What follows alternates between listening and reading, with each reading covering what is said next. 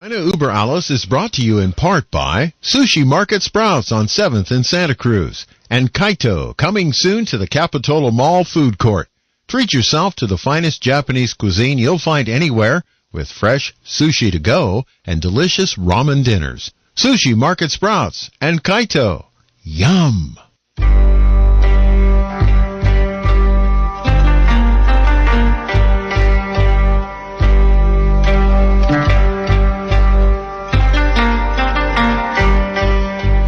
Good afternoon. I'm Bill Graff. Welcome to China Über Alles. I'm here with my co-host Nan Su, one of the senior reporters from the Epoch Times, and Amy Howe, a survivor of the re-education camps of the Chinese Cultural Revolution under Chairman Mao. And we have two guests on our show this week. We want to first welcome Nan and Amy. How are you folks today? Hey, Amy. Excellent. Terrific. It's pretty good. So everyone, we're going to have a great show with a lot of content for you. Congress right now have a bill to support the actions to stop the forced organ harvesting in China from prisoners of conscience. The bill basically said, based on the investigation, that China for years has been doing forced organ harvesting to take organs from live prisoners of conscience. So that's the bill supported by bipartisan members of our Congress. So we're going to talk about that. We have a great guest who is senior editor of China News Department of the Epoch Times, Dana Cheng. She had a PhD degree, and we're going to have her join us on the second hour. And then the first hour, of course, we're going to have Amy Howe's story. If you have listened to our weekly program, you already know Amy spent more than a decade of time in the re-education camp under Chairman Mao because of Cultural Revolution. So Amy is going to present her story today, just as usual. And also we have another guest who is actually, if you have been listening to KSCO programs, you're probably familiar with him, Michael Olsen. Michael is going to be our expert of China's Cultural Revolution. He has done a lot of research in this area. We will talk about the Cultural Revolution. So, Amy, let's start from Amy. Amy, what are you going to bring us today? Yeah, I think I'm gonna finish the missiles story. Good. Because we wanted to. I've been waiting for the conclusion, Amy. Yeah. Okay. So the final act. I wanted to refresh the memory, and I think I already said that Missile returned to Shanghai, and then opened his own company, and in this high-powered chemistry institution, and so he had a couple of patents. He's a very smart inventor. So anyway, and so he started his company, and also personal life. He met love of his life, a girl, and she was teaching French in the Fudan University. Her father also is very influential and famous scholar in Fudan University, and I think in the early years graduated from Sorbonne University in Paris. So anyway, and they got married, and then they have a few years later they have a little boy, and he named him a little Rocky because he always wanted to be a rocket scientist.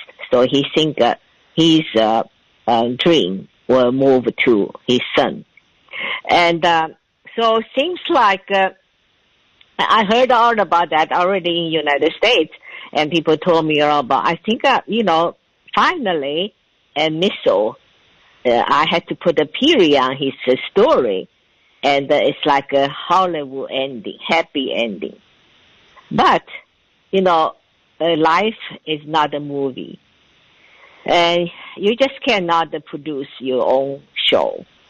Anyway, so 1996, I found another girl, and I went to the re-education camp together. And she just lived very close, but we didn't know each other. We are that close. She lived in Sunnyvale. So I invited her for Christmas. And after dinner, by the fireplace, we're talking about those old memories when we were in the camp. And somehow, we talk about the first time we went to working on those rice field, and all of a sudden they have so many leeches. All of a sudden, our legs had full of a leech, about 4, 5, 6. I don't know how many. We don't, because the leech suck the blood.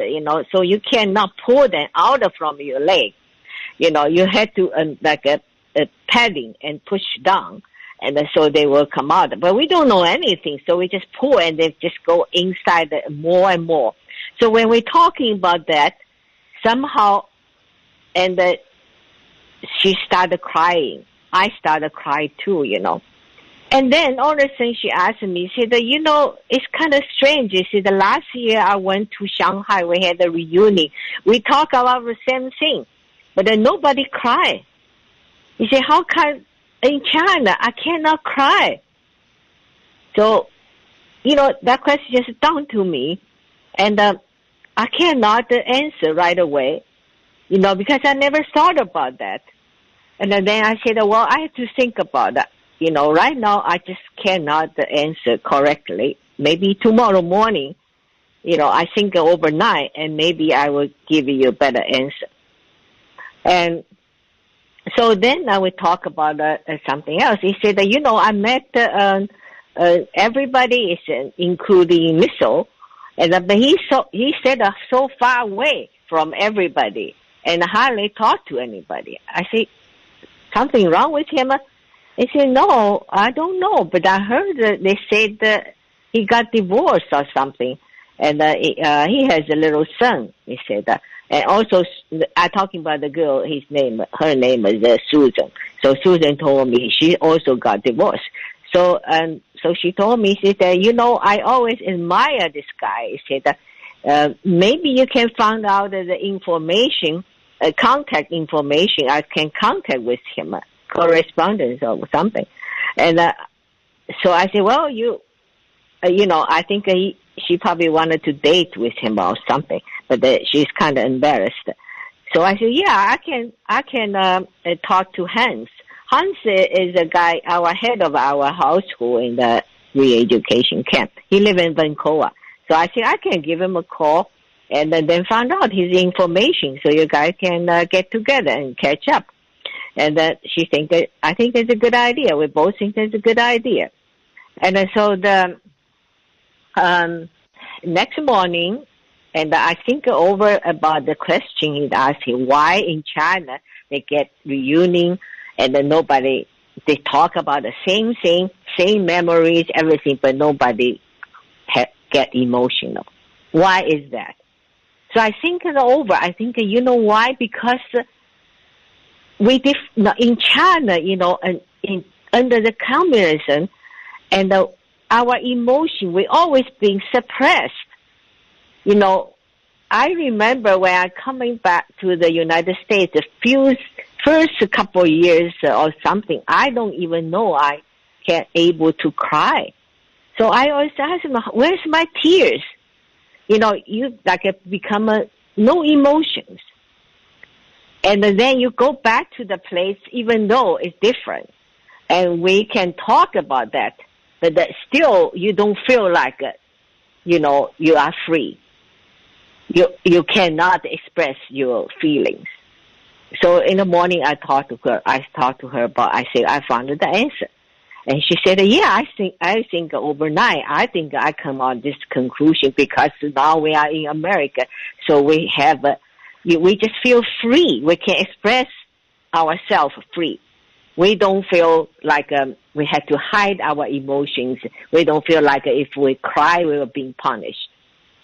So, that's something, And I went back to China a couple of times to the reunion or something, but we talk about things, but then nobody get emotional. So even though they're changing a lot, everything, but there's still this, you've been long time of being suppressed.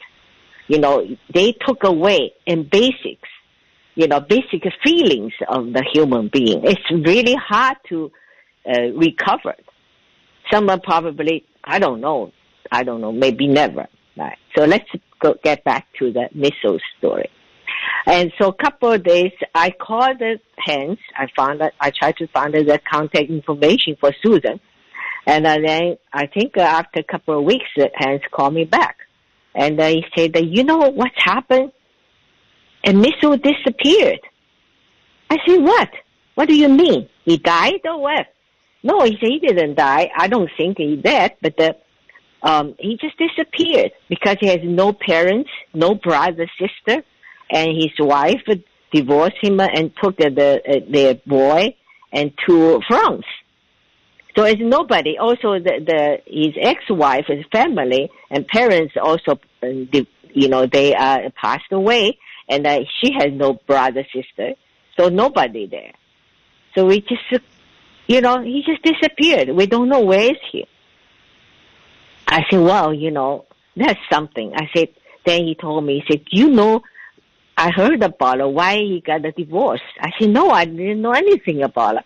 He said, he started this company. Actually, at the beginning, is very successful. Then all of a sudden, and there's the state owned the company, and they wanted to, being a partnership with him.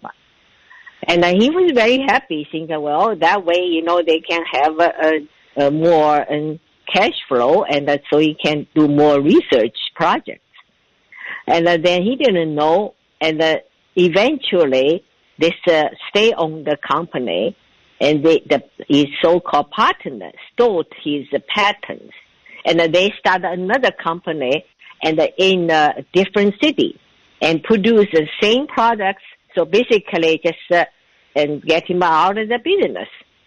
So he was raising funds and tried to get more money and to dealing with the cash flow problems, but there's no luck. So he under lots of stress. He is, very disturbing. So he started thinking he had to release, his stress or something. So that time, is very popular. They have this called the Qigong.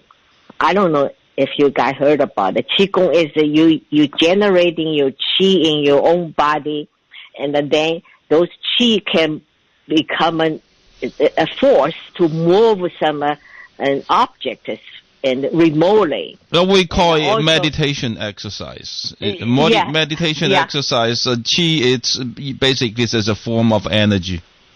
Yeah. And so that time was very popular. They showing in the TV everywhere else. So he think maybe Qigong can help him to release his stress.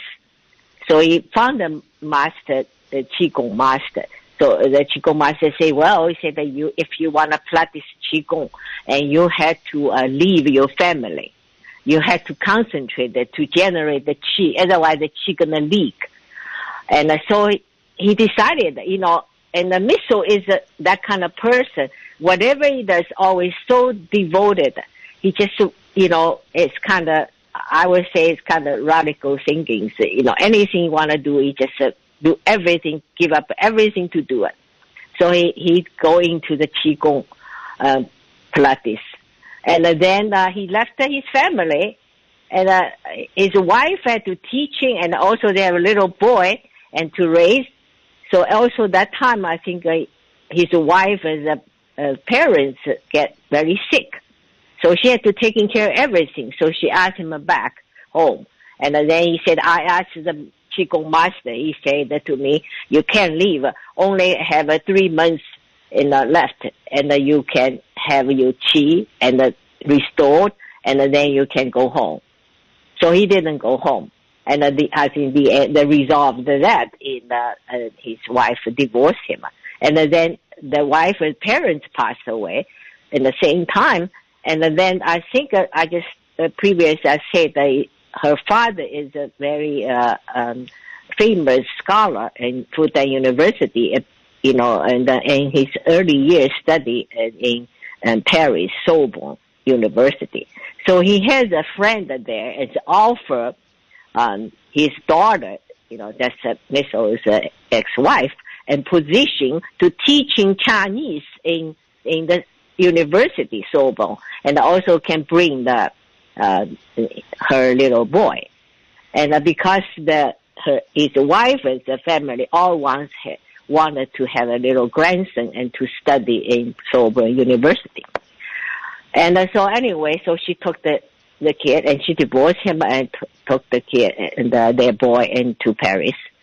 So, and then after that, and he didn't save his company. Also, he lost his family. And so somehow, I think he was, something happened to his mental status, and he just really get hit. And so one day he took away all his clothes and just naked walk in the street. And he said, I don't want anything. I don't have anything, like that. And then the police arrest him and put him in the mental hospital. And then after treatment, they released him.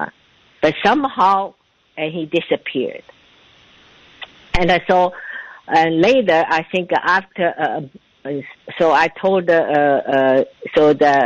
Hans told me about it. So I said, well, maybe we have some people, we went to the re-education camp together, and they also live in Shanghai. Maybe, they can find him. Because he doesn't have a brother, sister. We are just like his brother, sisters. So there's a couple, and they're very, very nice people. So they said that, yeah, they're going to, to find him. So finally, and they found him, and because before he opened the company, worked for some chemistry institution, and so in China, they had to trace you back to whatever your original work unit, they call it. And so I think the mental hospital, because he has no family, and so they send him back to the work unit he used to work, that place.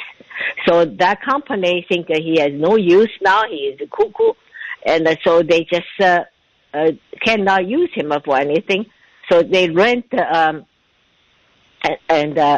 room in the countryside, somewhere near Shanghai. They throw him out there, and maybe then the couple in Shanghai, we went to commute together, and they found him through this old work unit. They found him, and he was lay on the floor, and they had some water. Probably they put some water there and some dry food, and just let him lay down there and probably waiting to die or whatever. Nobody cared about it. So they wanted to rescue him, but they really don't know, because they also come back to Shanghai. They couldn't find any job, very poor. So they had no resource, everything. So they told Hans, he said that, we really wanted to help, but we don't have any money. And so Hans tell me that. I said, well, we cannot go there to helping him. So this couple, they had, but we had to raise some money, and to send it to him, and for him to start. And maybe they were started to working on, and to ask the government and the welfare program to taking care of him, whatever. And so we have 5 people living in Northern California, Northern America, Canada, and the United States. So we get $500 each. So we send $2,500 to Shanghai. And at that time, it was quite a bit of money, and enough to rent a place for him. And then meanwhile, they can apply for the government and for the disabled people, the welfare program. So anyway, in the end, and they just, I think he's pretty lucky. And also under some people, we went to the re-education camp together.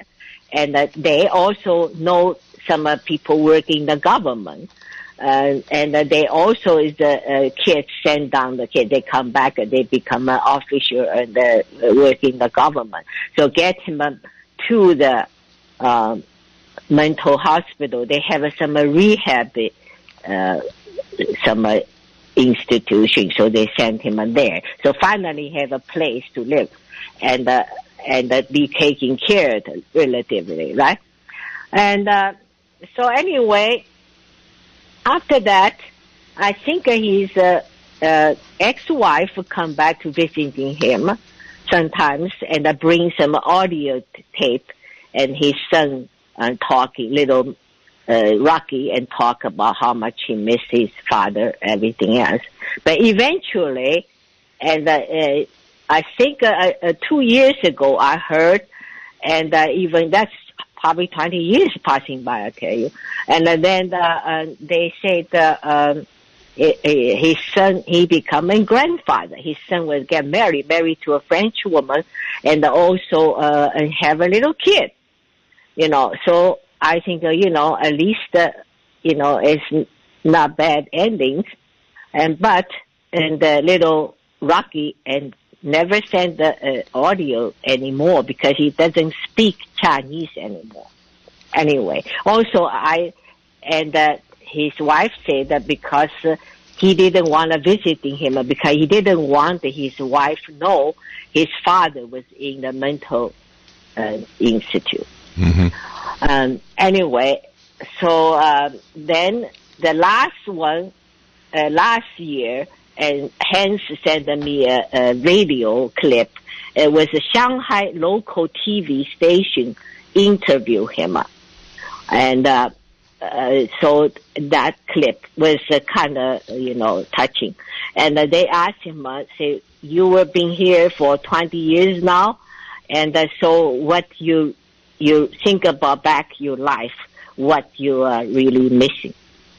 And so he was silent. And then the camera just move on and focus on his face. I can see the pain in his eyes, and his lips were trembling. He said that, family. Mm-hmm. He said that I lost. He said that and never able to find back. So it's true, and never able to find it back. So anyway, just a great example of what people lost and it's almost never been noticed by anybody but them. Yeah. So I think today I have anything more to say. So I had to put the period on his story. Yeah. The end. Yeah, wow. It's just Cultural Revolution was affected so many people. Several generations of people, and we had our Cultural Revolution expert today, Actually, Michael Olsen, to talk about it. He's not very far away most days. He's just in his office here in the radio station. But Michael Olsen travels the world for his work as a consultant for farm projects. In the course of his career, he's worked as a writer, a producer, a photographer. He has appeared in publications like the San Francisco Chronicle and the Examiner. He's worked on network programs for various networks, including ABC, NBC, the Australian Television Network, and Public Television. He hosts his own syndicated radio program, The Food Chain, every week. And he's written a couple of books, Metro Farm, The Guide to Growing for Big Profit on a Small Parcel of Land, and Tales from a Tin Can, the story of the USS Dale from Pearl Harbor to Tokyo Bay. It's our pleasure to welcome one of our own to our program. Oh, by the way, I should mention the reason he knows so much about China is because he has studied all things Chinese at the University of California at Santa Cruz. Michael, welcome to our program. Billy, you forgot the fact that I was a dishwasher once, too. Yeah, a big thank you to Amy for all of her wonderful stories out of the Cultural Revolution, and much appreciate that. And I'm sure everybody who listens to them does as well. The Cultural Revolution, you know that, Billy, I was preparing a show on Mao's Great Famine a couple of years ago for the food chain. And my assistant, a intern from the University of California, I told her we were going to do a show on Mao's Great Famine. And she said, "Who's Mao?" Wow. Mm-hmm. And this is a senior at the University of California. Wow. And, If you mention Joseph Stalin, do you think he's going to ask the same question? That's a good question. And so, you know, I thought, the Cultural Revolution, maybe we should take a little bit of time on China Über Alles and discuss the Cultural Revolution, what it was and what it did to a country and to a whole civilization of people. Was truly quite a remarkable. Yeah, absolutely essential, I think. And my insight into Chairman Mao came in from two different sources. One, I was studying Chinese at the University of California at the peak of the Cultural Revolution. So all of my language books and everything, the associated literature, was out of the Cultural Revolution. And as I read that stuff, and having been a student radical myself, you know, I kind of got a notion of where all of this was going, as came the hints from my professor as well. But the other thing, my other source of information, was the fact that I translated the poetry Mao Zedong wrote as a young revolutionary when he was on the run from the Kuomintang during the Long March. Yeah, well, Mao was actually a great poet. He was a great poet, yeah. And in that regard, I have one of his poems, because it was a poem that really struck me, and the poem was called Kunlun. Kunlun, yes. Kunlun, Mountain, yeah. and Kunlun is a famous mountain in China, famous in Chinese mythology, as well as it's the northern border of the Great Himalayan Plateau. Yes, it's got a very much of a Taoist culture building to that mountain. So this is the end of China's poem Kunlun. But if you listen to it, you'll hear the essence of Chairman Mao. To Kunlun now I say, neither all your height nor all your snow is needed. Could I but draw my sword, overtopping heaven, I'd cleave you into three. One piece for Europe, one piece for America, one to keep in the East. Peace would then reign over the entire world, the same warmth and cold throughout the globe. So that is the essence of Chairman Mao Zedong, the socialist. We are going to level everything, and we are going to make it equal so that we'll all share the same. Divide it up. We're going to chop it up. And so what is the sword that Chairman Mao is going to use?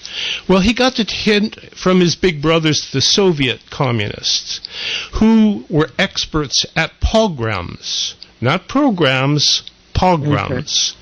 Pogroms in Russian means to wreak havoc. And what a pogrom is a program for in which you repudiate and get rid of that which you don't want. And nobody was better at pogroms than the Russians. What was it Stalin was famous for saying? One dead person is a tragedy, a million dead people is a statistic. It's just a number. It's just a number. So, and they were very good at the pogroms which they run. They ran, the Russians ran pogroms against the Jewish people. The Nazis ran pogroms against the Jews. The Soviets ran pogroms against the Ukrainians. Stalin's Great Holodomor killed 4 million people. And Turkey ran pogroms against the American Armenian Christians, killed over 1 million people. So just a statistic after a while. So Mao used these pogroms through the years, and they culminated in the great proletarian cultural revolution. Between the time that Mao took charge and the CCP took charge in 1947 to 1967, they ran 22 different pogroms on the Chinese people. The first one in 1947 was land reform. Now, Billy, you are a Kunlun because your family is a landlord. You own a farm. And you have much more than you need. You have a home. You have orchards. You have land. And you hire people to help you out. And you've helped a lot of people who've helped you out through the years. Now, it's time to share what you have.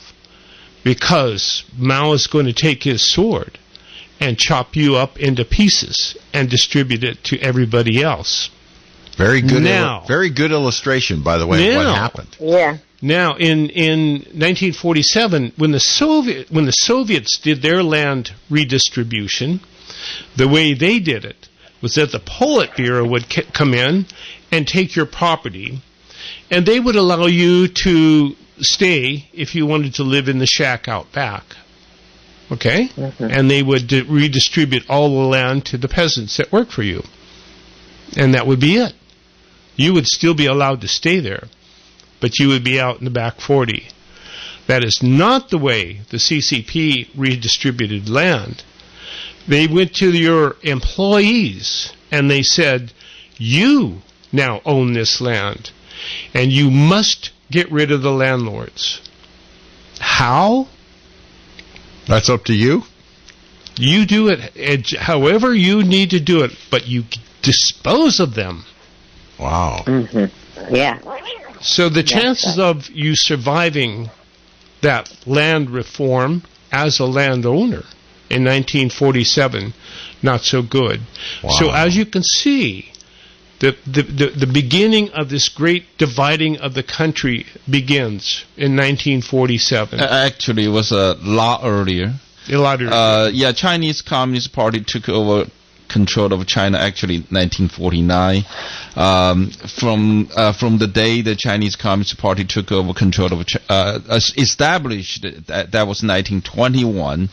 From 1921 to 1949, based on Chairman Mao, the main focus of that period of revolution this is called land revolution. Wow. So what they do is it's not just to take the land from the landlord and give it to their whoever they hire to help them. It's really to force all the people living in the countryside to kill the landlord.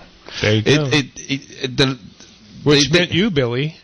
Yeah, the land revolution during that period of time. It's a lot of in a lot of villages they divide the land from the landlord, but then the Communist Party will go back to tell them, no, the revolution it's not done. So they really will force all these people really kill someone, because that is kind of like you formally join them, because it's like the mafia. Basically, that's what it is. You've killed somebody, you're in the party. Oh, right. You're in the party. Now you're part of the mafia. And furthermore, that was the Red Army's great way of recruiting. Well, that's it. The first story that Amy told us on this program is the illustration of what you're talking about.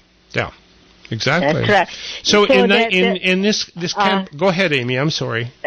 So Michael, you're talking about the land reform. You know, it's not the land revolution as before. You know, but before just only when Communist Party they occupy somewhere, so they started this and kill the landlord. Then the real whole nation started. It's just like you said.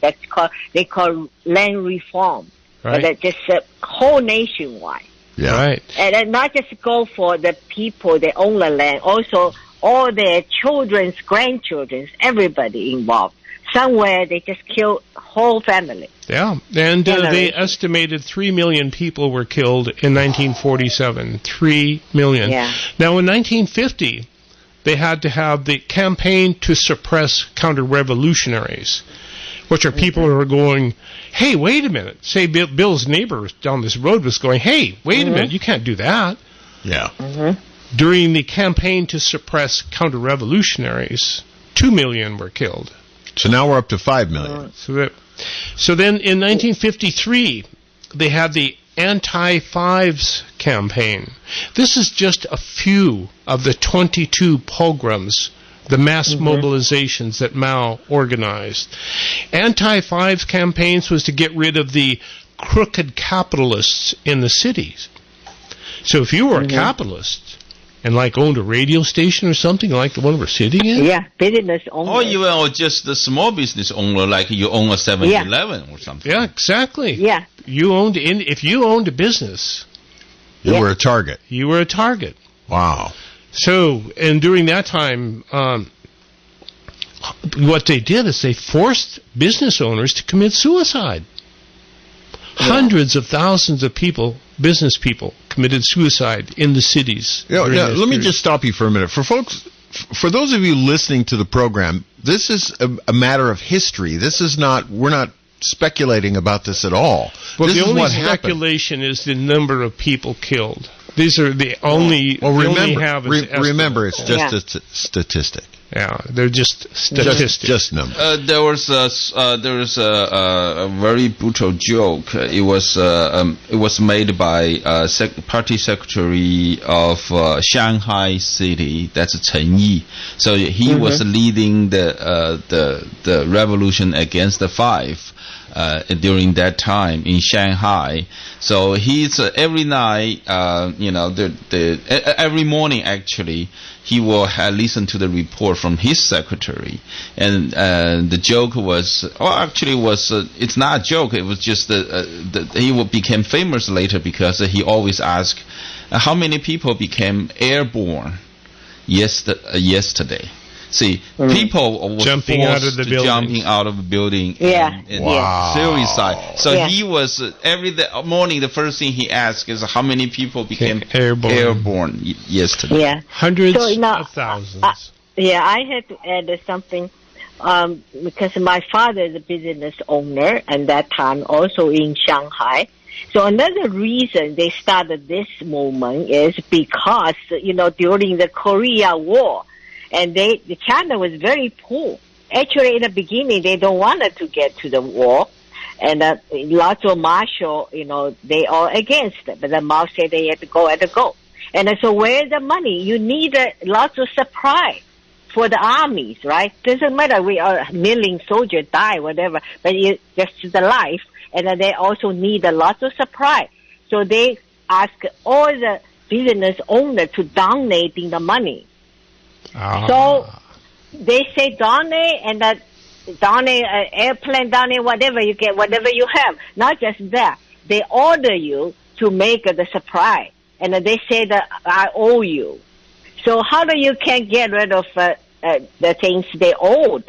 So they had to get those people killed, so you don't have to pay back. Wow. So lots of business people, because they supply into the Korea War, the communists owe they lots of money, so they've been get rid of because of that.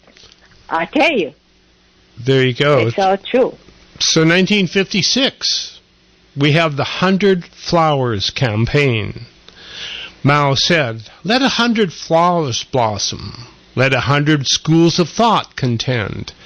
And it was kind of the idea of Zhou Enlai, to open things up. We're a little bit tight here, folks. People are getting a little freaked out about how uptight we are about anything that's not us. Let's give them a little freedom. So everybody is now free to say what you want to say. Give them a little freedom as long as they don't abuse it. And then what happened? People started talking about the Chinese Communist Party and Chairman Mao. And so what did he do?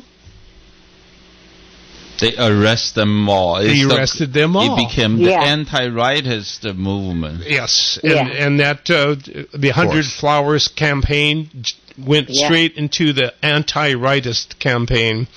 1 to 2 million people were killed. Yeah, it's all they intelligent people. Intellectual people. I have See, Billy, they'd get you again. Get you coming and going. Now we're up to like 11 million people already. Yes, I'm keeping track. Yeah, good. You're keeping track. So I have so many people. I mean, my relatives, my friends, the parents, they all be rightist and sent to the camp, and some died. It's so many stories. All it takes is just say something you're not really happy about the slip of the tongue in polite conversation, and the next thing you know, you're off. You're gone. Yeah, and hey, Billy, with the things you talk about on the radio, oh yeah, you'll be the victims of anti-rightist movement 100 times, a couple hundred times. Just last night's radio program, and I'm gone. Yep.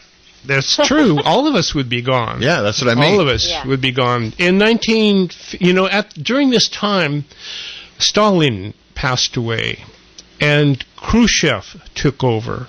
And the interesting thing about that transition is that Khrushchev rejected Stalin's reign of terror and shunted him aside. And Chairman Mao at that time was going, they're going to do that to me if I don't do something really spectacular. So he came up with the idea of the Great Leap Forward.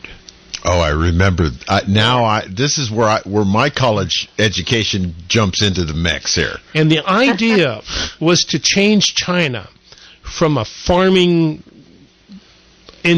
country agrarian to an industrial communist country. Exactly. In 5 years. Yep. It's called 5 years catching the Great Britain, and then 10 years catching up the America. Yeah, that's what they say. Imperial capitalist. And so what they did is the first thing they did is introduce the mandatory collectivization of all farms, of all agriculture. So your farm, you're of course long since gone. It's now Monsanto, but in Chinese. Yes. It's now a collective. Yeah, it's Monsanto, except it's Chinese. In which half the Pajaro Valley are working. That's right. And they're doing everything by hand. But what they decided to do was build steel factories on every farm and every private piece of private property. Yeah, every village. Yeah. Every village and every farm and every... Yeah. And Amy, your parents participated in part of this as well, part of which was called the Four Pests campaign. Yeah, every city too. I'm talking about you're talking about that they wanted to make the steel, and they go door to door search. If you had anything metal, for instance, they have a metal gate in your apartment, and also those little kettle, metal, anything metal. Even your metal pan. Anything. The pots and pans, everything. Yeah, everything. Yeah. And they had these. And they had these real crude clay furnaces that they built. Out and back. They look like giant anthills. Yes. And they had melted all down. Melted all down, and into big chunks of black ore, and then they would send it. Now, the interesting thing about the Great Leap Forward is that Mao gave everybody the amount of crops and steel that they were supposed to produce. They gave everybody quotas. And all of the party cadre lied about how much was being produced. Because if they failed to meet their quota, what would happen? Disappear. Right. So they would say that they would say that they were producing 10 times more than they were producing. But they're useless junk. Useless junk mostly. But the crops they would say we produced 10 times more wheat than they actually produced. And then what happened is that they would have to pay tax on that 10 times more. So wheat. They haven't produced anything, but yet they owe money on the tax. So now it's a vicious cycle. So the tax collectors would come and collect their wheat on 10 times more than they produced, leaving them nothing to eat. Yeah. And what happened? Then the So propaganda. that ferment, right? And so what happened was that, and then the Four Pest campaign. Yeah, also. Mao decided at this time that he was going to do away with sparrows, rats, flies, mosquitoes, and sparrows. Everything had to die. Right. And this is something I know your parents took part in, and everybody did. No, Michael, I took a part. I was 5, 6 years old because every morning you had all the apartment went to go to the roof and to scare those birds because they shoot them down. And then you scare you, make a noise so they get tired and they just fall. Can you believe that? So everybody would turn out with and scare the birds. And yell at them and use gongs and drums and keep the birds flying around until the birds got so tired they just fall dead. Yeah, that's right. And you know what happened? It turns out those sparrows were eating the pests that preyed on the plants that they ate. Yeah. And because there were no sparrows, the food chain collapsed. The food chain collapsed. That's right. And that unbelievable was the Great Leap Forward. And in that Great Leap Forward, an estimated, something like 5.5 million. No, that was a different one. During the Great Leap Forward, I think it was something like 40 million people. Yes, about 40 million. 40 million people. That's the statistic. It was leaked out after the Cultural Revolution was finished. Yeah. So 40 million people. So you added died that of to hunger. And then the Great Leap Forward became 55 million people were estimated to have starved to death. And then in 1961, Mao ceded power. They kind of kicked them out. By the way, we're up to 70 million people dead already, just so you know. Yeah. So in 1961, Mao was out, but in 1963 he came back with a 4 cleanups campaign in which he went another purge of the Chinese Communist Party, and then in 1966, the Great Proletarian Cultural Revolution. Yeah. And this is an incredible feat because Mao, in the company of his wife Cheng, turned the children of China loose. And one of the things we all wonder is that how on earth they were able to instill in the children this incredible revolutionary fervor in which they went out and destroyed everything that was old. And part of the way they were able to do that was through Chongqing's control of the nation's popular culture and its media. And and you look around today, folks, and what do you see them teaching our children? So what Mao did is he closed the schools down. And he turned the young urban working kids out on the streets. And he told them to go attack the party, the establishment. And at this time, Mao was out of favor. And he turned the kids of the country loose. And they ransacked. And they tore the shreds out of Chinese culture. They destroyed anything that was Confucian or Buddhist or Catholic or anything. Anything with culture. Anything of culture. And tradition. Burn all the books. And that was not Chairman Mao. And Chairman Mao became this great cult figure. Even though he was no longer in power. He was back in power. And because the Red Guards went into the parliament and they drug out the members of the CCP that were not behind Mao. Lin Biao, Yeah, Lin Biao. Lin Biao? Well, Lin Biao was early part of the Cultural Revolution. He supported Mao, but later because Mao was afraid that Lin Biao was going to control the whole military, so he basically forced him out later. We're running out of time for the first hour, but wow, this is amazing. So you see that the Cultural Revolution was just the culmination of a revolution that went on and on and on. 22 major pogroms from 1947 to in 20 years. 22 of these major pogroms that turned the Chinese world inside out. Michael, we have to have you back for another visit. So I'd like to leave you with a question, if I might. Go ahead. And my question is the United States being set up for a great proletarian cultural revolution? And I was pondering this question. I just picked up this newspaper on the counter here, and it's in the title. It's an open forum on the democratic narrative. And listen to this one paragraph, ladies and gentlemen.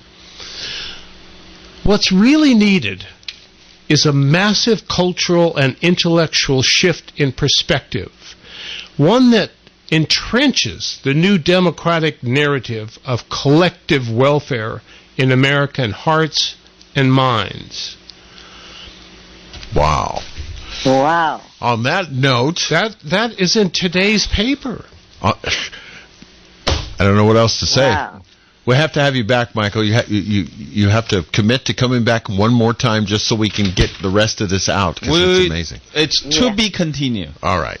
Satisfy your hunger with a fresh, prepared, twice daily grab-and-go sushi you'll find waiting for you at Sushi Market Sprouts, 2 blocks from the beach at 300 7th Avenue in Santa Cruz. Fresh, delicious, and oh so good. Hello, I'm Junko, and I look forward to serving you at the Sushi Market Sprouts. If you have a home, you have problems. But in your neighborhood, you've got an ace in the hole. Hello, Charlie Friedman here with good news for all of you out there who have a garage door that needs painting, a gate that needs a hinge, or a leaking seal on the shower faucet. The good news is you can find a solution for almost every home and garden problem at your neighborhood Ace Hardware store. That's right, you don't need to go to that big box store because you can find neighborhood Ace Hardware stores in Freedom, Marina, Gilroy, Salinas, and at 2 locations in Watsonville. These Ace Hardware stores are locally owned by my friends Manuel and Carlos Rodriguez. They're almost always on hand to make certain you find the solution to your problem. So, when you have a problem, head for your neighborhood Ace Hardware store. You'll be met at the door and taken straight to the solution to your problem, and you'll be on your way soon with the solution in the bag and a smile on your face. Now, at all Ace locations, pick up your Longevity, Tangy Tangerine, and Healthy Body Start Packs at great prices. Ace is the place. You're ace in the hole. People do not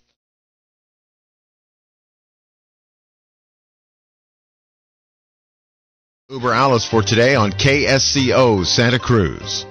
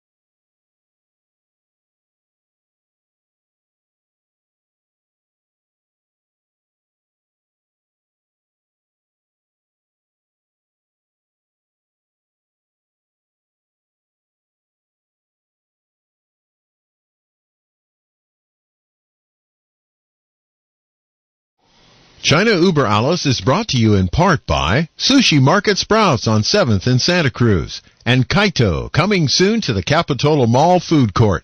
Treat yourself to the finest Japanese cuisine you'll find anywhere with fresh sushi to go and delicious ramen dinners. Sushi Market Sprouts and Kaito. Yum!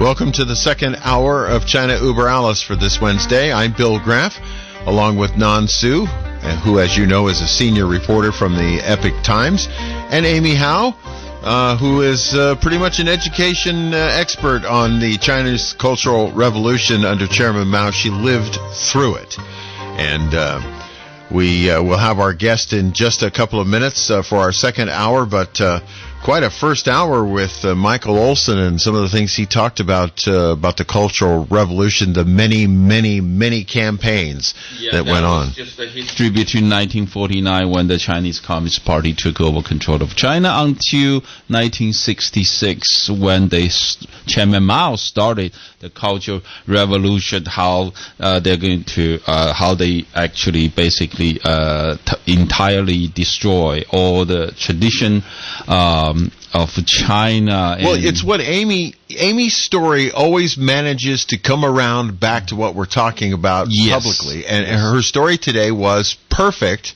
The end of it was perfect to point out what happened.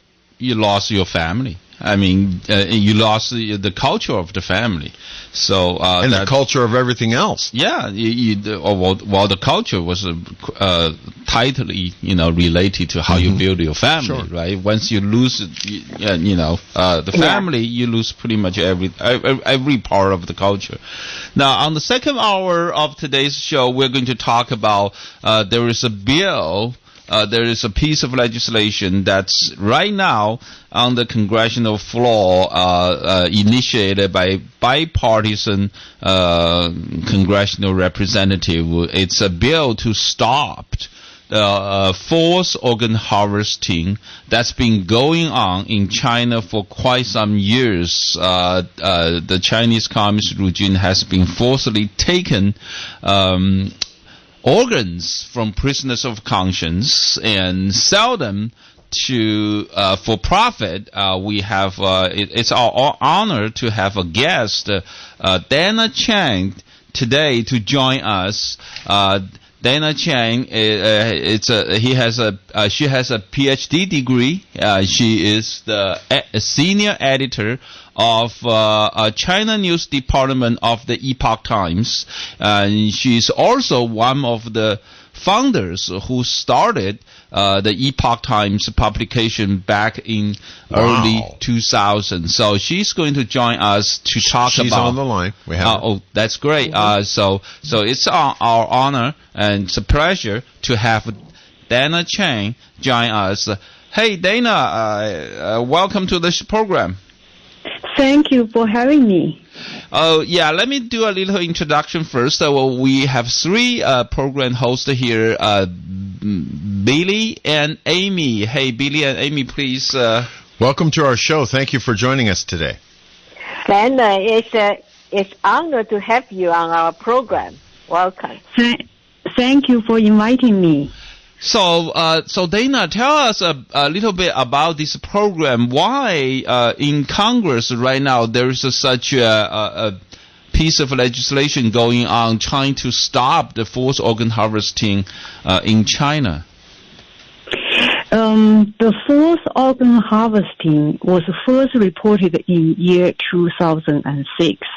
One, it was actually it was the Epoch Times that broke the story. When it was first reported, nobody believed us. Nobody believed in Epoch Times story. Nobody believed it could happen because this is beyond imagination, and nobody believed a human being can do something like that. But over the last years, like 14 years, there's an organization that looked into it, investigated, and recorded over 2,000 different cases and conversations with hospital staff directly and the related staff, it's beyond doubt that forced organ harvesting has been going on and is still going on in China.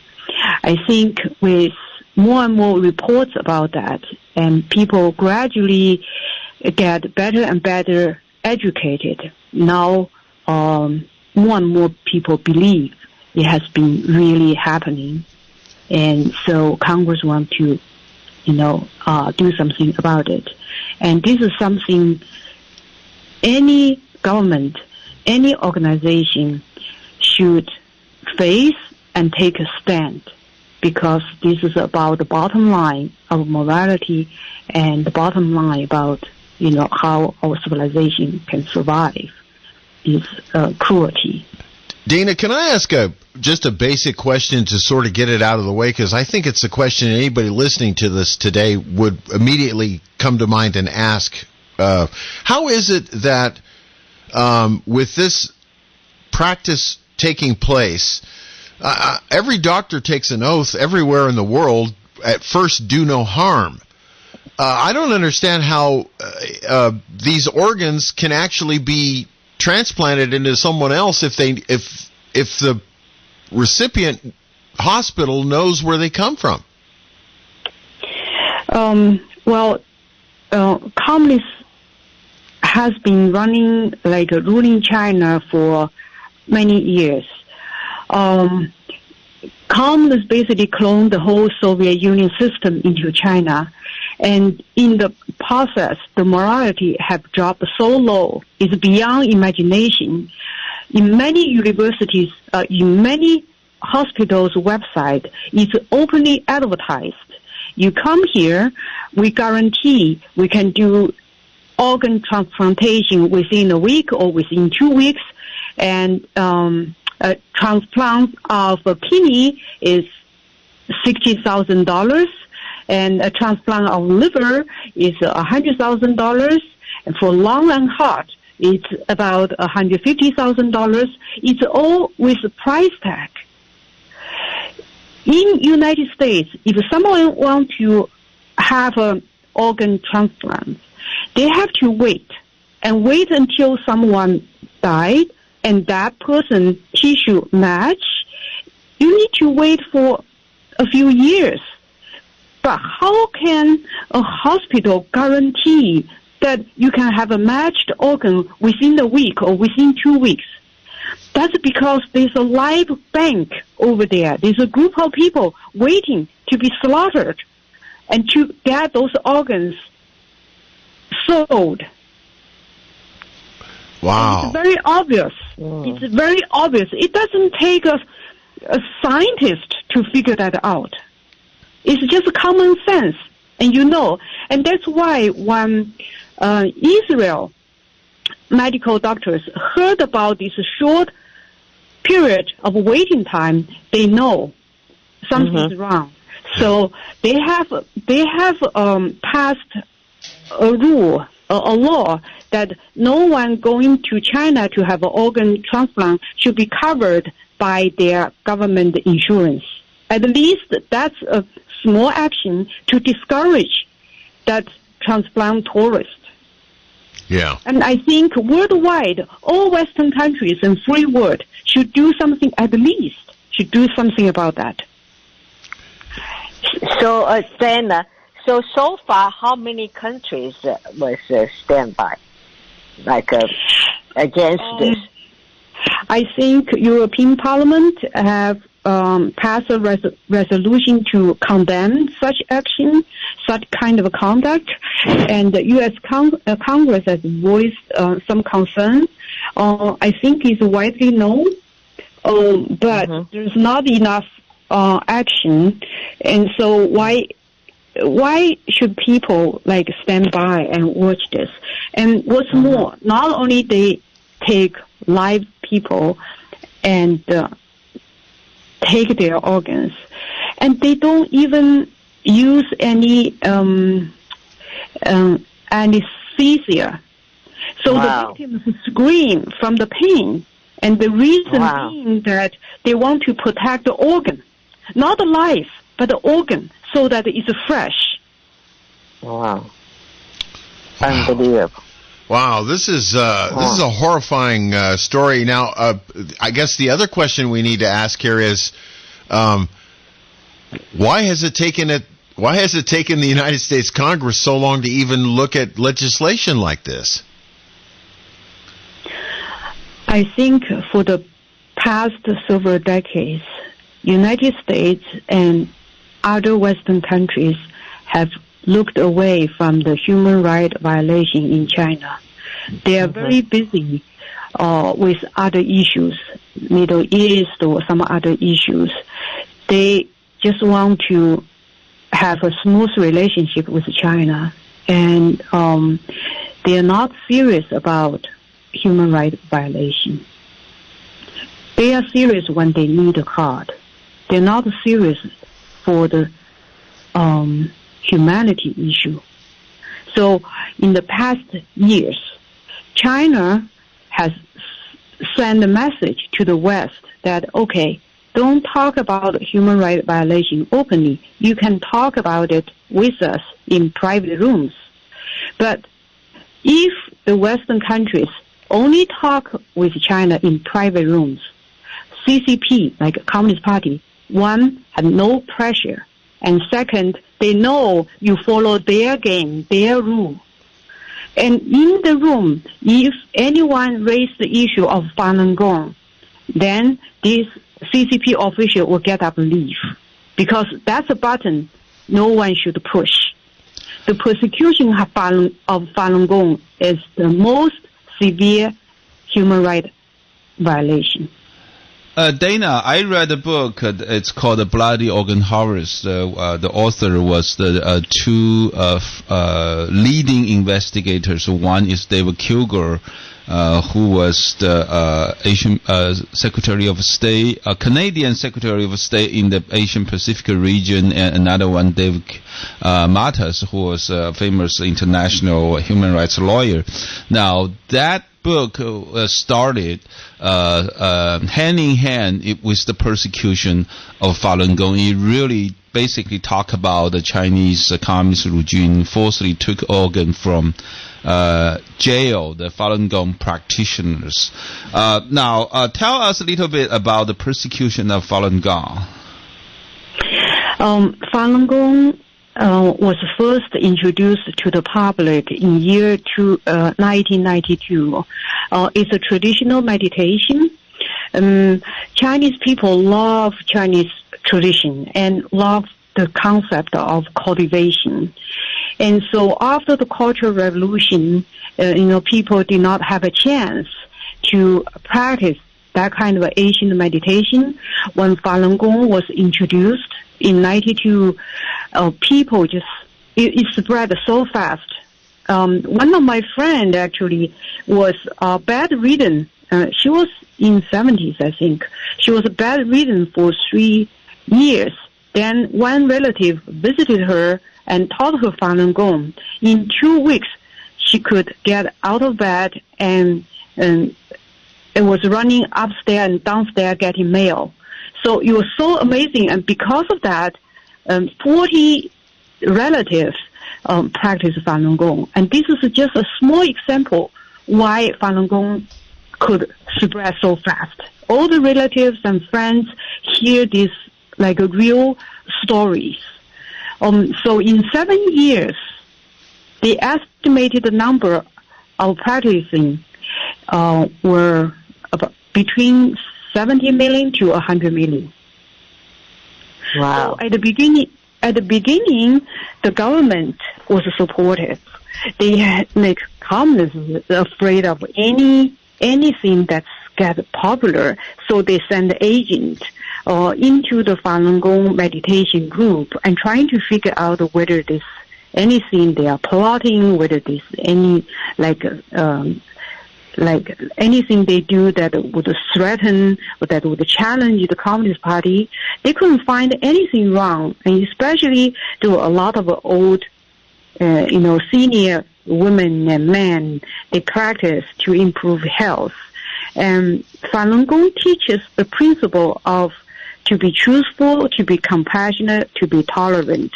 Whenever you run into a conflict, you look inward and see whether I myself can improve, and instead of blaming others. So those agents couldn't find any problem. In fact, even the media reported very positively. The premier at that time was very happy because the survey showed that Falun Gong had greatly improved the health of many people, and it saved the country, the government, a lot of money in medical care. So the premier was very happy. Even in like companies and the government units, when they hire new people, they prefer to hire Falun Gong because Falun Gong people follow the principle of truthfulness, compassionate, and tolerant, and they are they try to live by a very high moral standard, and they work hard, they're very disciplined, they don't run into conflict with others, so people like to hire them. So the entire society were very supportive. And at that time, in year 1999, the chairman of the Communist Party was Jiang Zemin. And he was very jealous of the popularity of Falun Gong. And even high-level CCP officials were practicing, and generals in the military were practicing. So he was very jealous. So he decided to wipe out Falun Gong, to crack it down, to persecute it, and he believed that the Communist Party can wipe out any group within 3 months. And so he ordered the persecution. When persecution happened, the entire propaganda, all the media nationwide, day and night running negative articles, like it's a hate campaign against Falun Gong. They fabricate stories and they characterize Falun Gong practitioners like crazy, like can harm others. So it turned the society against Falun Gong practitioners. Within a few months, I think they arrested millions of Falun Gong practitioners from their home. So every practitioner was facing pressure. Either it can be arrested, or even in workplace, the managers would talk to them and say, you have to give up, you have to turn in your Falun Gong books, otherwise you lose your job, or your son cannot get into the university. And so it's the pressure from the entire society. So this is like against 100 million people. 100 million, and including their family members and friends. So basically everyone was involved. When those practitioners were arrested, they could be in jail, they could be thrown to a concentration camp, they can be in labor camp. Those who were thrown to labor camp, there's no trial, no procedure. They just pick you up and throw you to the labor camp. And,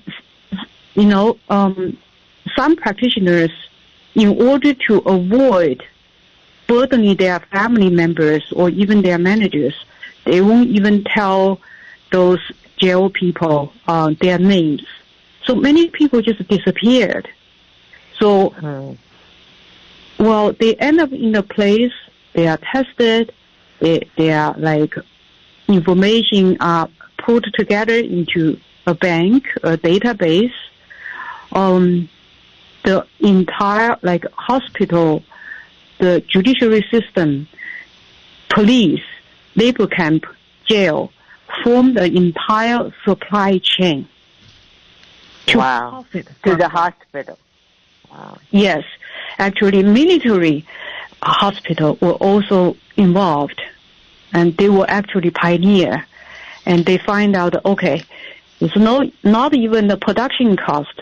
Just take these people out and get their organs. Kill them is like kill an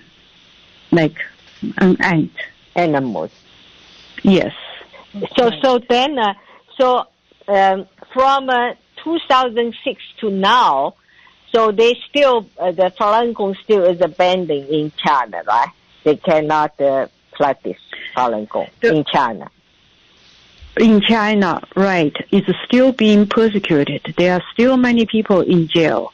I personally have 9 friends in jail. Did you say 9 friends? For how? Yes, 9. For how long now? Yeah. How many years now?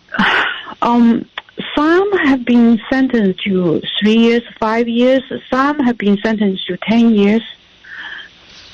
Some have got out, and then they were not allowed to hold any ID, so they can't travel.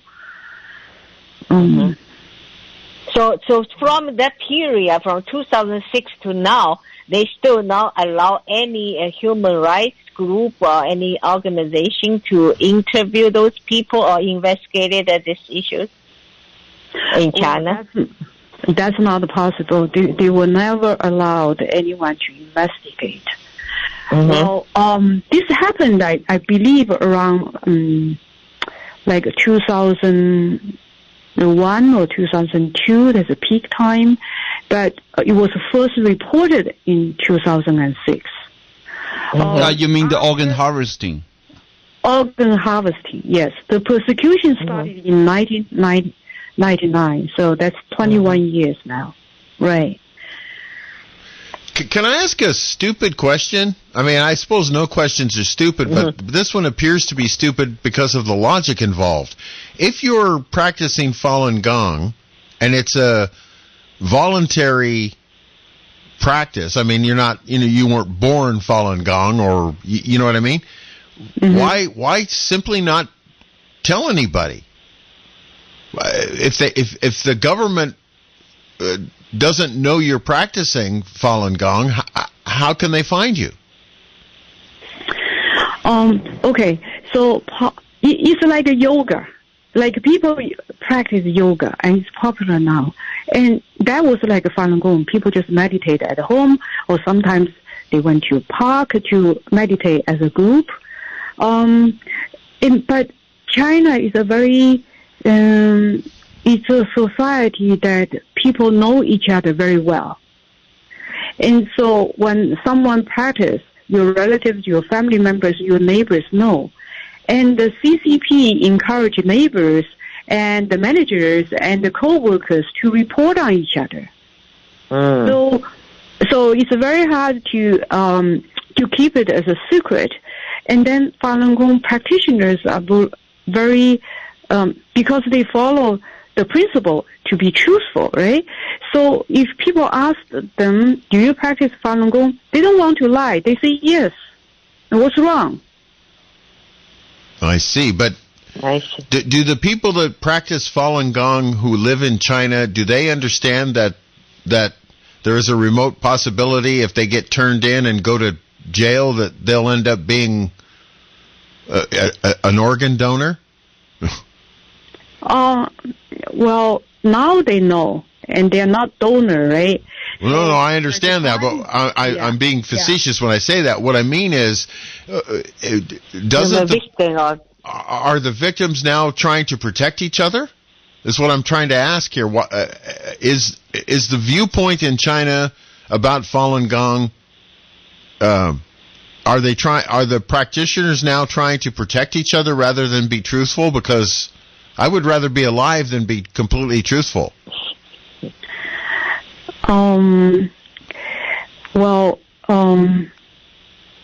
They stand by principles, right? They stand by the principles. They're very brave. And even when police trying to arrest them, they say, you should do the right thing. And arresting a good person is not it's going to harm yourself. In China, there's an old saying, everything you do, there's an eye above you watching, it's recorded. And then good will be rewarded with good, and bad will be rewarded with bad. So practitioners are trying to tell police and their neighbors that Falun Gong is innocent and it's wrong to participate in the persecution. And because they have been doing that for the last 20 years, it has in some way changed society's opinion of Falun Gong. Not completely, but many people, they don't want to participate. And that's the result of their effort. Mm-hmm. Mm-hmm. Very, very, very sad situation, to say the very least. This is, I still don't understand how a doctor can turn his head, and well, Billy, I'm not sure if you know that all the hospitals in China they are owned by government. It's all government owned. There's no private hospital. No, I understand that, but once again, the if you're, human being, the morality. Yeah, the morale.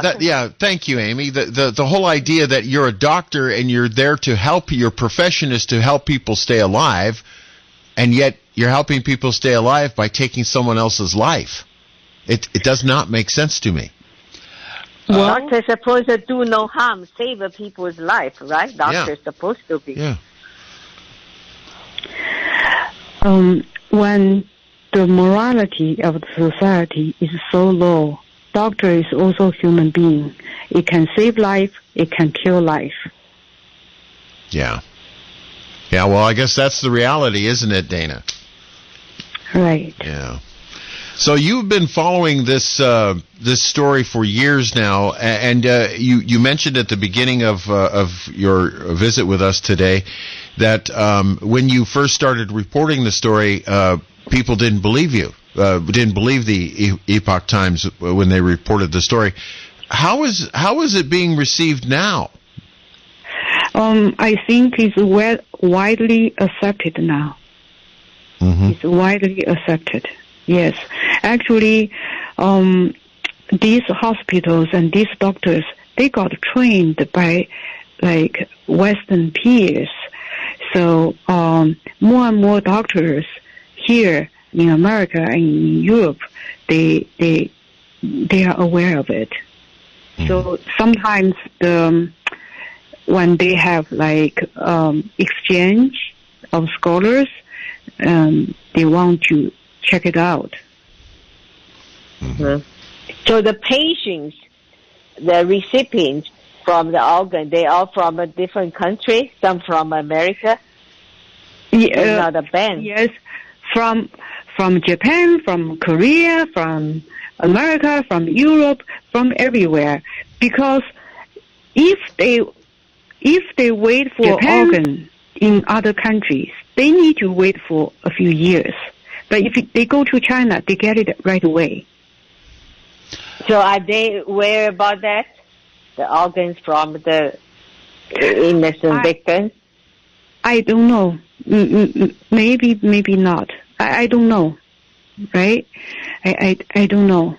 I have a friend and who has a family friend that have gone to China to have a kidney transplant 7 times.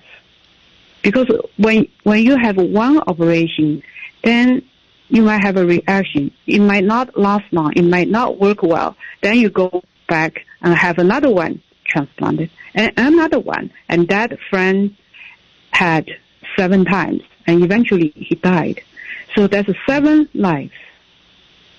That's 7 lives.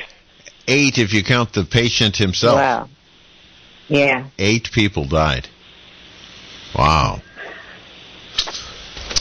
Well, Dana, I don't know what to say. You are continuing to report this story, obviously. How many countries do your reports go to? We are in 24 languages, 33 countries. Well, the story is getting out at least. This is just an amazing and horrifying story, to say the very least. Well, I'm glad our congressional representative, at least now, are trying to do something. Yeah. Dana, what is your idea about the American Congress and their looking at this idea? Do you think Congress will pass the law? I believe so. I think people are getting more and more educated about China and the evil nature of Communist Party. Mm-hmm. But it's a bit late, but it's better than not being aware of it. And if folks want to find out more about this, find out more about your reporting and about this story in general, how can they do so? They can visit theepochtimes.com. Epoch spells EPOCH, or they can visit epochsubscription.com. And people can subscribe digital. They can get a print delivered to their home. And do you have a email address that you accept email from? Oh yeah. There are different email for different functions. I see. Okay, so they can just go to the Times and look it up then. Right, and they can get like newsletter. They can just go online and they can get a print delivered. And some people preferred like old-fashioned print. Thank you, Dana, for joining us today. It was an amazing story you just broke to us, and then I think we will have you. We just have to have you come back to give us continuously update on how these things progress in the future. Again, pleasure to have you joining us today. Thank you, Dana. Thank you. Have a great afternoon. We appreciate your time today. That is an amazing and sad story, but I'm glad that Dana Cheng from the Department of China News at Epoch Times, she's a senior editor there, and she has been following the story from the point when she first reported it. Nobody believed it. Yeah, she was one of the founders of the Epoch Times. I remember I read the story years ago. That's back about 2003, 2004. What happened? Because Israel was actually the first country start making actions against this. So what happened is that Israeli doctors who actually they start hearing from their patients. I can go to China to get organ transplant in several weeks of a time frame, right? So at the beginning, I actually watched the interview of the doctor whose parents was a survivor of Holocaust, right? So at the beginning, he saw was all these poor Chinese farmers, they want to donate one of their kidneys to help improve their family financial situation. But until later, that he actually found his patients went to China. Have like a liver transplant, heart transplant, lung transplant, and he realized something is seriously wrong. And also these patients, they got a date before they even go to China. They got a promise. This is the date we're going to give you the transplant, and they went there and they got it. And also in the early days, in the peak time, big peak time of this forced organ transplant took place in China was like between 2003 to 2007, 2008, because the 2007 was the time the story started breaking out, right? Sure. So during those peak times in like Taiwan, South Korea, Japan, they actually, because this business is so hot, they are specialized travel agency who actually help medical tourism. Yeah. They will have groups all go together. Wow. And then they will come back together.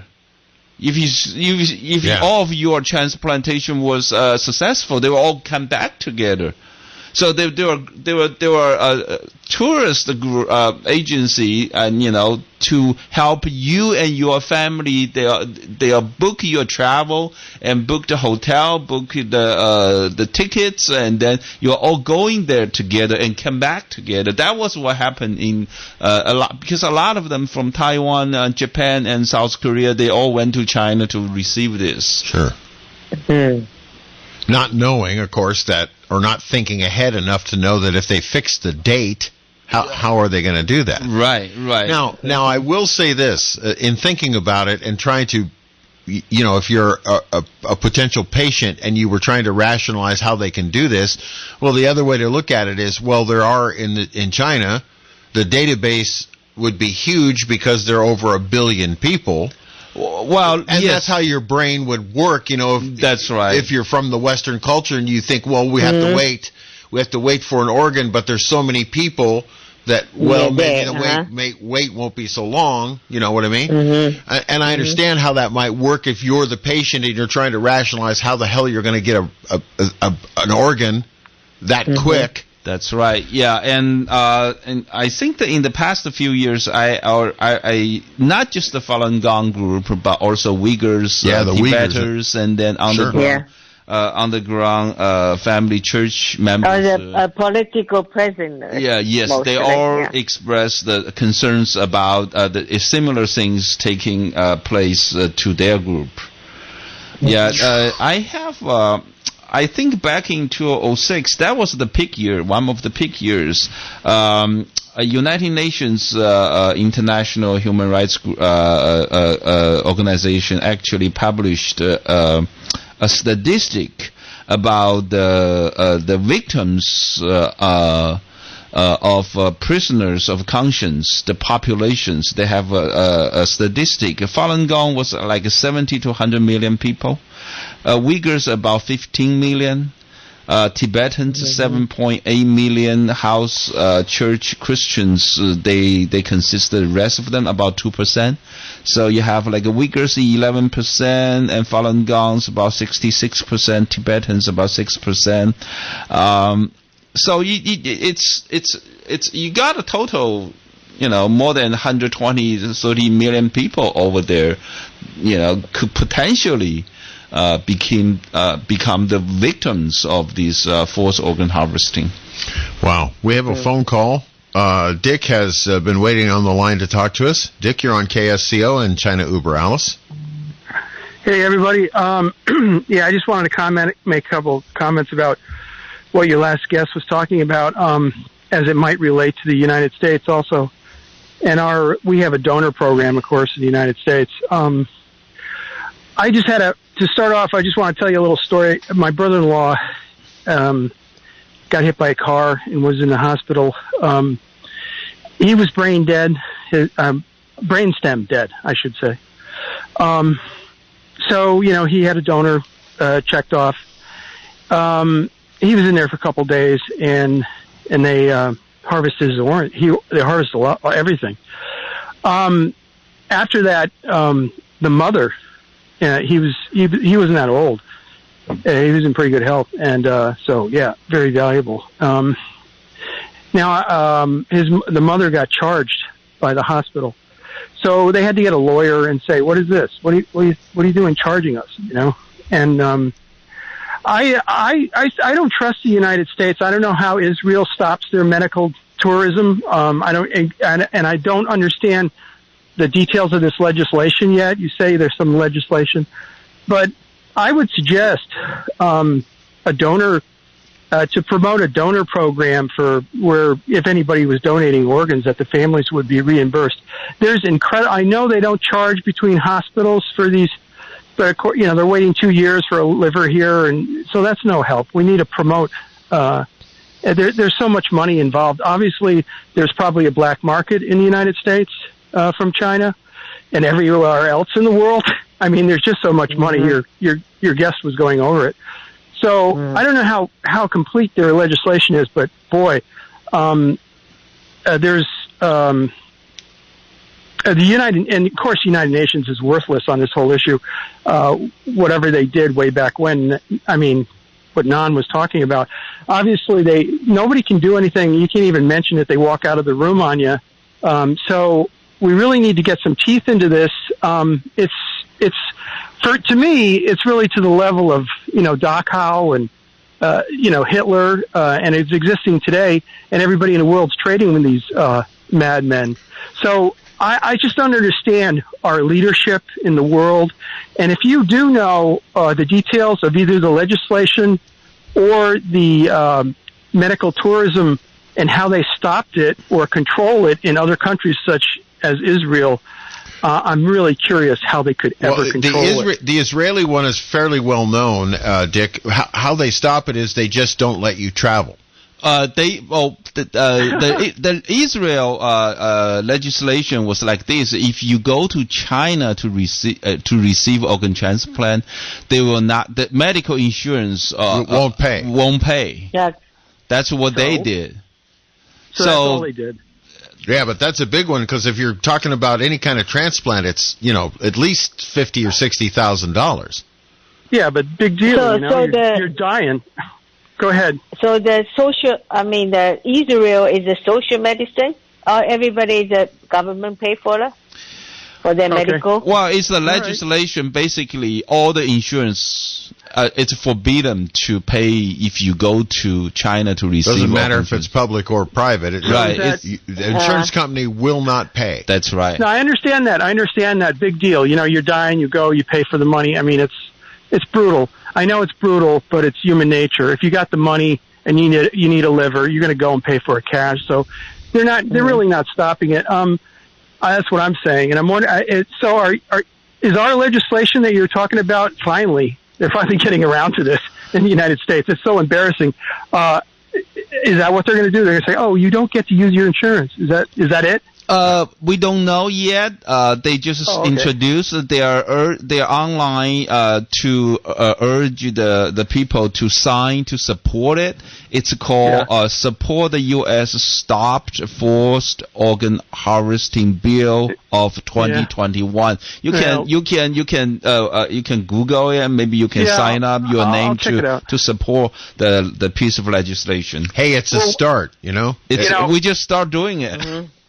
There's so much money in this. It's got to be corrupt. It is. I don't trust the hospitals. I mean, Trump was the first guy that actually forced hospitals into giving you a detailed cost of medical services. I think they're really corrupt, especially after Obamacare, because they drove up all the insurance prices, and the hospitals just jumped in on it.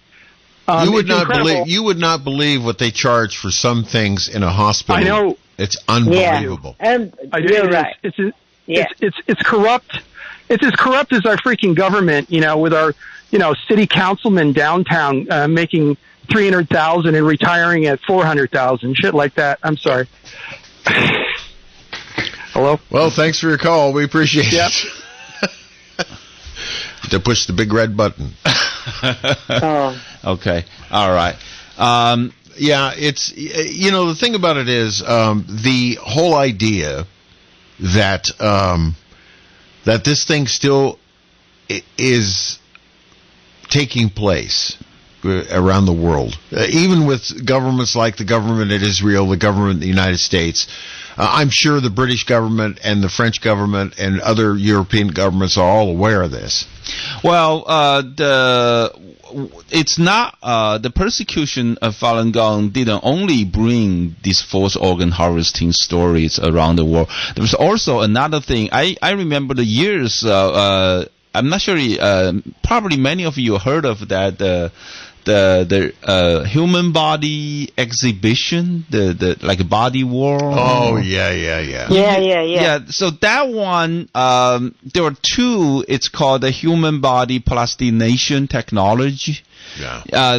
The persecution of Falun Gong started in July of 1999, and the first human body plastination was established only a month later in China. So it was a German doctor, Huygens, who went to China, Dalian. It's one of the worst cities that persecuted Falun Gong. So he established the first human body plastination factory. And then later his student established the second one in 2002, 3 years later. So, that two human body plastination, they are right in the city that's around by many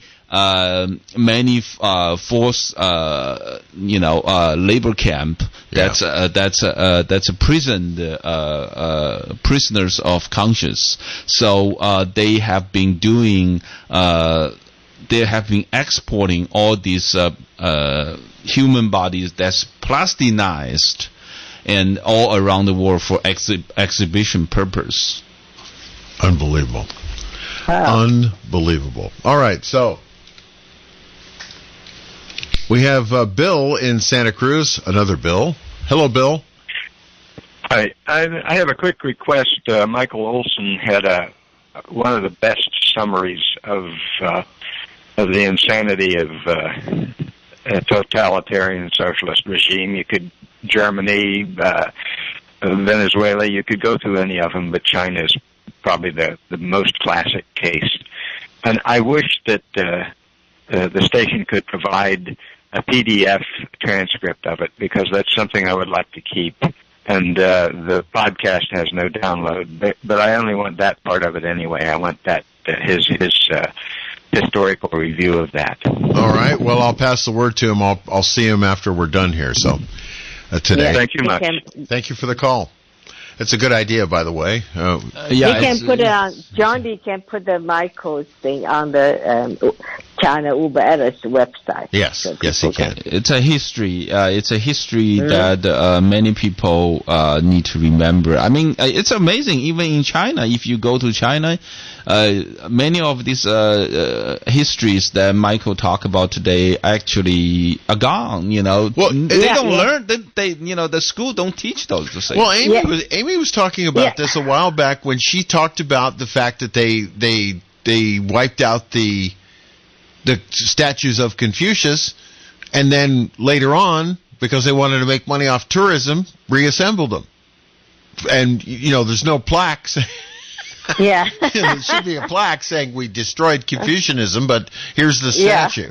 I remember like 2009. I think it's either BBC or I forgot. One of the Western media went to Beijing. 2009 was the 20 years of anniversary of Tiananmen Square massacre, and they went to the campus of universities. They talked to many students. None of them even know what happened 20 years ago. Yeah, we're almost out of time. I got to take our last commercial break of the program. We'll be back in just a minute here on China Über Alles. Satisfy your hunger with a fresh, prepared, twice daily grab-and-go sushi you'll find waiting for you at Sushi Market Sprouts, 2 blocks from the beach at 300 7th Avenue in Santa Cruz. Fresh, delicious, and oh so good. Hello, I'm Junko, and I look forward to serving you at the Sushi Market Sprouts. The Bible is under attack. Last year, California's governor even tried to ban private Bible study groups. Now, Greg Kelly Reports investigates the movement to ban the Bible. Watch Greg Kelly on Newsmax TV tonight at 7 p.m. and 11 p.m. Eastern as he reveals the dangers to Christians. Find Newsmax TV on all major cable systems or get it free on Roku, YouTube, Zumo, Pluto, and smart TVs. Plus, download the free Newsmax app on your phone. Protect your Bible freedom. Watch Newsmax TV's Greg Kelly tonight. User-Friendly Computing is Santa Cruz County's top-rated IT service and solutions provider since 1993. Here's why. Service and repair. Whether it's hardware or software, servers or a workstation, we'll fix it or find you a new one. Managed services. Optimize and protect your infrastructure with 24/7, 365 proactive monitoring. Cloud Solutions. Cloud IT is the future of small and medium business technology management. Website design. Engage customers and grow your business with tools to update your own content. Backup and recovery. Ensure business continuity with a comprehensive backup and disaster recovery plan. And finally, security and compliance. Advanced security systems help protect your data and keep your business up and running. There's only one place to go for all your computer and IT solutions. User-Friendly Computing, 505 River Street in Santa Cruz. Give Peter and his friendly staff a call at 831-423-9653. And be sure to tell them you heard about it on KSCO. At Batteries Plus, we do more than fix phones and tablets. We help our neighbors power their lives. Visit Batteries Plus in-store, curbside, and online to save on boat, RV, and motorcycle batteries. For offer details and limitations, visit batteriesplus.com. On today's edition of Flight 1080, we've got headlines of the day, spicy bumper music, and special guest Kulwa. Born and raised in the San Francisco Bay Area, she is the author of VIP While Black, the true story of a black woman's assault in the liberal town of Santa Cruz, California. Join Josh Stevens, Casey, and special guest Kulwa tonight on Flight 1080, 4 to 7 p.m. on KSCO Santa Cruz and streaming on Facebook at Double J Live. Well, that's quite a program Josh has got scheduled for immediately following our program here today. I want to thank Amy for her story today because, as always, it came around back through the entire heavy-duty subjects we talked about in today's program. But Amy's stories always, illustrate what we're talking about. Thank you, Amy. Yes, one thing I do want to say, we're pretty close to the end of the program. I want everyone, if you have now watching the China-U.S. negotiation last Thursday, yes, in Alaska, I want you to go watch it. And basically, the top diplomats from China basically strictly told the Secretary of State Blinken that the United States does not have the qualification to speak to China with strength. And that is unbelievable. That was unbelievable. Yes. After stealing technology and everything else for years. everything ever since 2001 when they joined WTO, and now they say United States does not have the qualification to speak to China. They haven't talked to Amy Howe. I know. That's why. That's why they saw some weakness of the new administration, so they think they can do something about it. Yeah, Amy Howe has a few things to say about who's qualified and who's not. Hey, thank you for another great story, Amy. We'll see you next week. Drive safely, and we want to urge our audience to keep listening to China Über Alles. If you want to find out more about our program, go to ChinaUberAlles.com, and you can hear our show again and find all our show materials there. I'm Bill Graff. You have a great afternoon. This is KSCO Santa Cruz.